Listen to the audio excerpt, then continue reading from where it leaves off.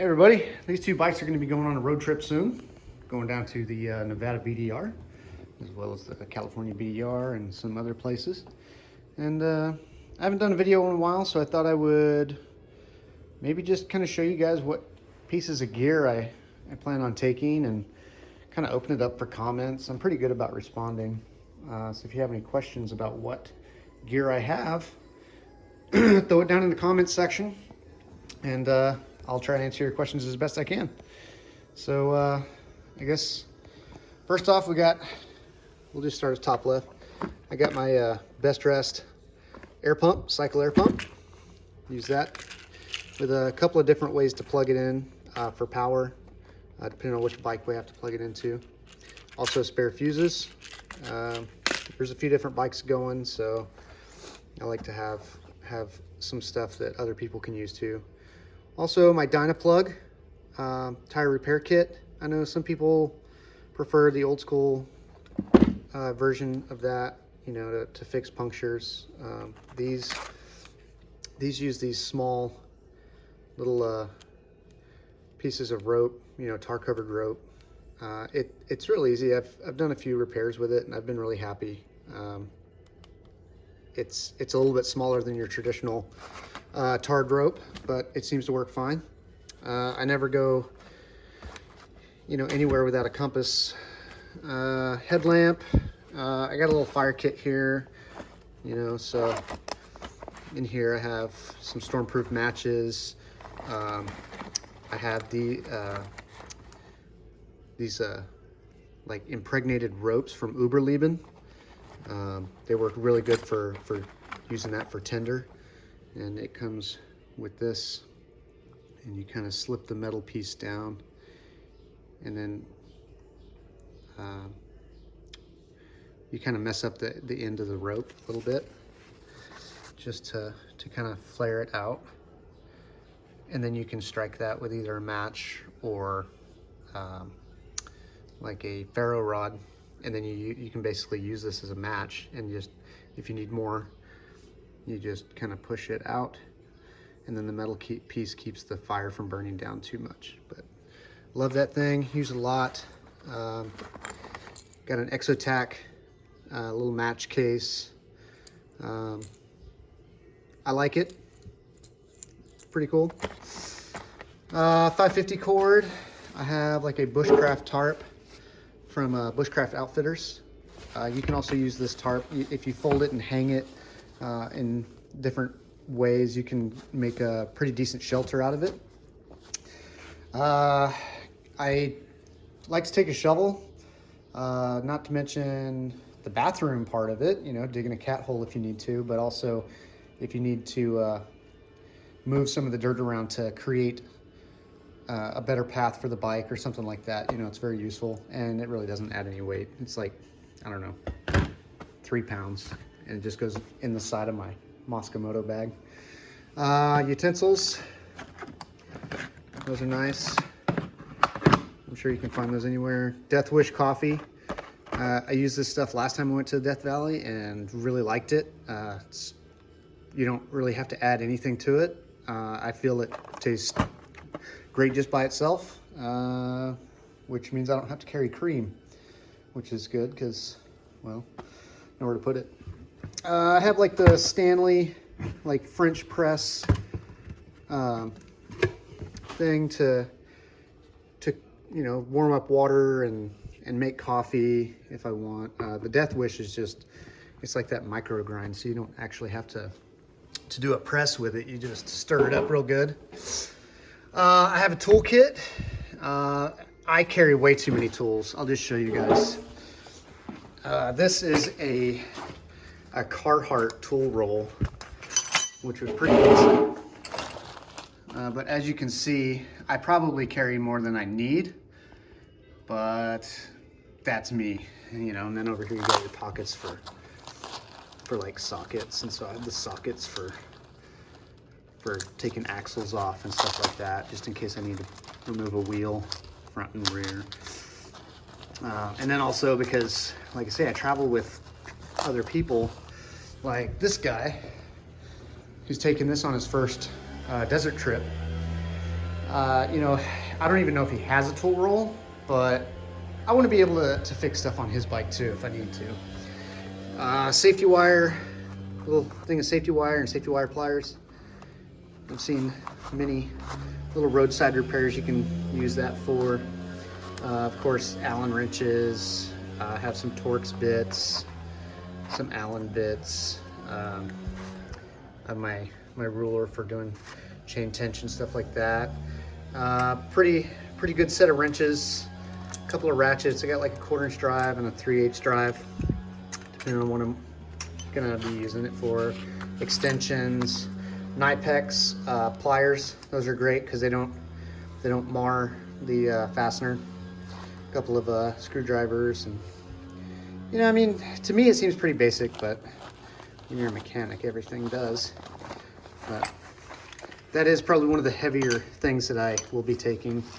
And gosh, maybe we should measure that. Maybe I'll measure that in a second. Get my, what do they call that? The fish scale. Because, not that I catch fish with it, but it would be interesting to see how much that weighs, how much I'm putting on the bike. Because I know once I get all this stuff loaded, I'm probably looking at around 60 plus pounds of luggage, including the bags. Let's just have a look. We got that thing here.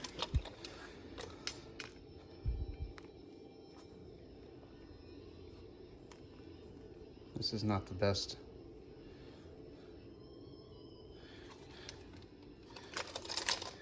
Best fish scale I found. It looks cool, but the display doesn't work very well. All right, let's have a look. Well, I know that's wrong. Okay, here we go. Like close to almost 11 pounds in tools. So I'm probably gonna need to, you know, take that down a little bit, try to see if somebody else is bringing something so we don't have doubles. Also have my Tiger Wall 2 UL2 bike pack tent. This thing's great. It's really short, like poles and stuff. So I can actually fit this like horizontally down in my Moscow Moto bag. Like it fits perfect. Or you can stack it vertically, just depending on how you want to stack your bags. But it's really nice. It fits inside the Moscow Moto bags, so I don't have tent poles hanging out or anything like that. It's great. I think it's considered a 2-man tent, but of course, you know, once you put bags and take your boots off and everything, it's really just a luxury 1-man tent. I got this Snug Pack backpack, or I'm sorry, sleeping bag, which is all right. This says comfort down to 45 degrees. I disagree. I took this to the desert last year, and I would say more like comfort down to 55 degrees, and you're pretty much freezing below that. So I'm not taking that one this year because based on the weather, I'm gonna end up taking my my REI bag. This is an actual 0-degree bag. We are gonna have near freezing temperatures in some of the places we go. I got my backpack, just a 511 bag, and then I dropped my hydration bladder in there, and then whatever else I need. Let's see. Oh, for cooking, I use an MSR, like little pocket thing. There it is over here. I'm burning off a little excess fuel. I like the Primus better, but I've had this one for 20 plus years, so I'll keep using it till it breaks. I have a foldable wind screen. This is helpful outdoors. Keeps your heat from getting too far away from what you're cooking, and you can get this pretty tight. I know some people use foil. That's cool. I like that. I don't have any foil. Got my Garmin InReach with the SOS capability. I recommend that if you are going to use an SOS device, there's usually some sort of insurance plan you can get. And that way it covers a lot of the costs associated with any type of rescue you may need. And it's pretty cheap. I think it's like 25 bucks a year. So that's not bad. Got some duct tape. Everybody knows duct tape comes in handy. Lip balm, definitely want to take some of that with you when you're going to the desert or just about anywhere when you're out in the elements, even cold. You know, the moisture gets out of your lips pretty quick, and that's just uncomfortable, and it takes forever to heal. So always take some sort of lip balm with you wherever you go. Over here I got a tourniquet. Those are great for, you know, catastrophic injuries where there's mass bleeding.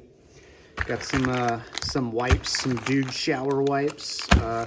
Those are great not just for wiping your butt, but also just cleaning up in the middle of a ride or after a ride where you may not have a shower available.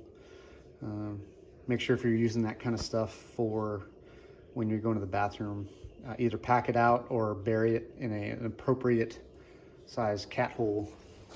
I got a collect the MyFac kit from MyMedic. It's just a first aid kit, but it's got a ton of stuff in there.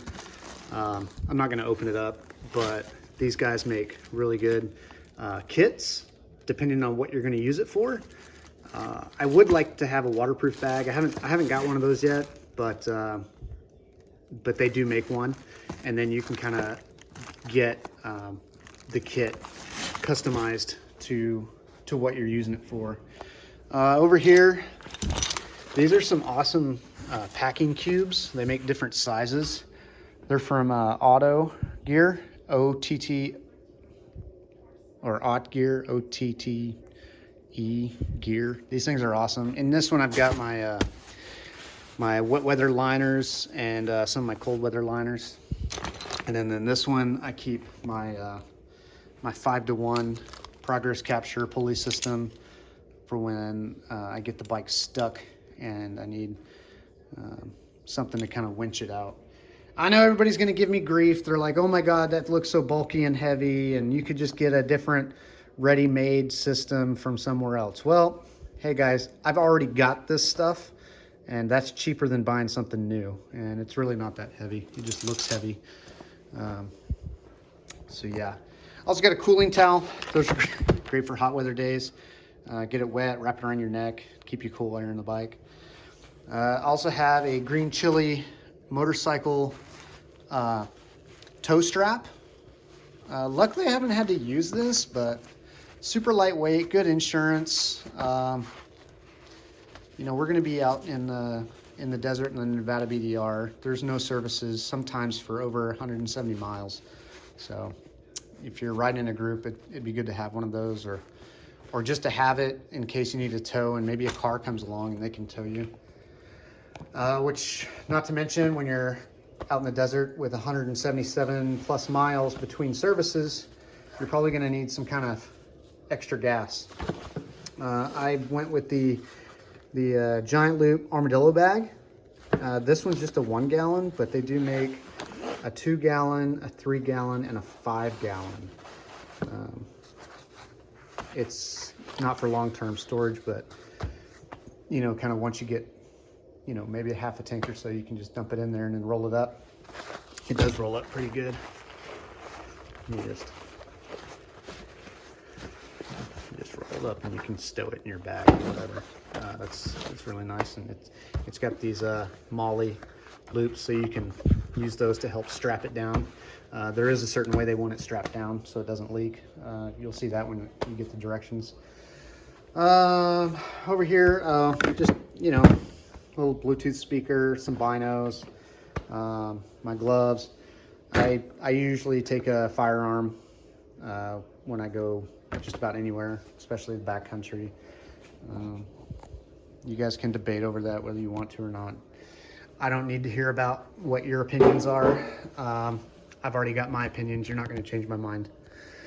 I carry definitely this. I usually carry this in my jacket pocket, checking tire pressures. I don't really do the air down thing, but if you are going to run different tire pressures, you need to keep an eye on that to make sure you haven't sprung a leak or anything, and And when you air back up, you need a way of measuring to make sure it's where it's supposed to be. Pocket knife. I like to take my awesome silky Gomboy saw. This thing, it's great for cutting through tree branches when you need to, or processing wood at a campsite to make fire. A lot of good uses for that. Especially when you live or are going through like a forested area. In the desert, it may not be much help, but it's super lightweight, and to me, it's worth having. I also take a, it's like a bushcraft knife. I know some people will say, "Oh my God, that's so large. The Boy Scouts say you only need a 2-inch knife." Well, those guys are stupid. And yes, if that offends you, too bad. It's a little sarcasm, you know, toughen up. I don't want to hear about it in the comments about how I offended somebody. Anyway, if you're offended, don't watch. But there's a lot of things you can do with a larger bushcraft knife that you just can't do with a pocket knife. Primarily, batoning wood to break down larger log-sized types into kindling is much easier to do with a large knife than with a small knife. If you don't know what batoning a log is with a knife, I suggest you check it out. It's definitely better than trying to hunt down sticks the size you want. It's easier just to make them. This one's made by Architect. If you go to the knife connection, you can get these with whichever color handles you want. This is the Field Buddy 6.5, and let's see, what serial number? That one's serial number 50. This one's awesome. I love this thing. It's got a choil, so if you're doing any type of kindling, it's great. Like I say, batoning wood is also good. You can also pry with it. I mean, there's so many uses for a knife. It's really, it would, and people have. They make an entire video about it. Let's see, got some binoculars, because why not? Seeing things from afar is always awesome. And I've got a Primus gas lantern, and that goes on my little fuel can there. So there's some other items that aren't here that I'll be taking, but those are probably the big ones that are going to go in my pack, or in my panniers rather. So I don't know. I mean, obviously it's a lot of gear, but you know, better to have and not need than need and not have. So let's see, what else do we have up here? We got some rock straps. These are awesome. They're adjustable, but they also have some, oh, what do you call that stuff? It's like the elastic. So once you cinch them down, if you haven't exhausted the elastic in the belt, as things start moving around on your ride, it'll still keep that same amount of tension. So that's always awesome. I do have Rotopacks. I'm gonna carry some water. There it is down there. And what do we got? Outback Motortech pannier racks set up for the Moscow Moto bags. And up here, I finally got my new double take mirrors. I like these because I also have a ball mount for my GoPro. So I'll be able to kind of move that around and use that for doing video. I run the Garmin Zumo XT. And you know, you can always use whatever one you like, but that's the one I've got. Other than that, not much. I haven't really done any more upgrades to this bike. I have done the springs. I did go to some fresh Motaz Rallies tires, front and back. I'm hoping those do as well as I think they will out in the desert. I'm sure they will. I'll update you guys on that. I also have the TourTech skid plate I like that. It's nice and thick. There's other manufacturers, but when I got this one, there wasn't too many aftermarket parts available at that time.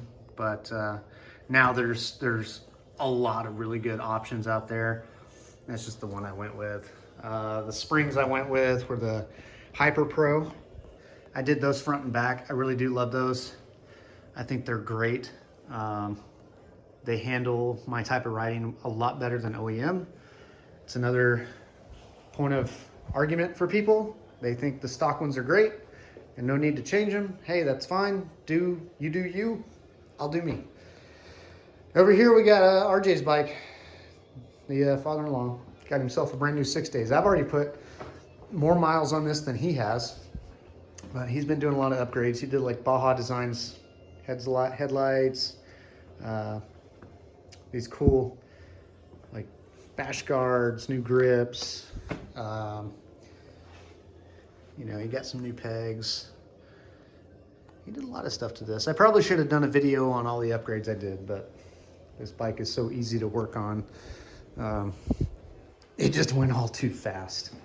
So maybe we'll do a review of this bike and what it's like. I don't have a motocross background like RJ does, so maybe I can get his opinions and pass them along to you about how this bike performs. This is the 2022 KTM 500 EXCF 6 days edition.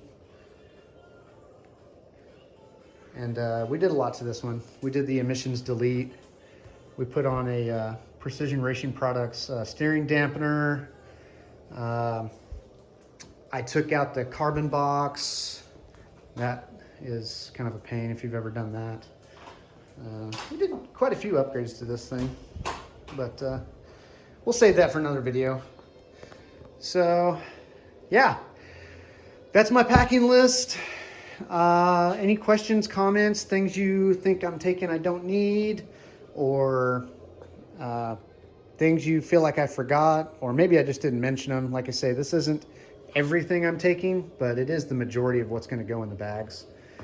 So, all right. I hope you guys enjoyed this little video. Like I say, kind of just trying to get something posted before our trip, which is in 2 weeks, going out to the Nevada BDR and the California BDR, as well as some other stuff like Bodie Ghost Town, Raisu Canyon.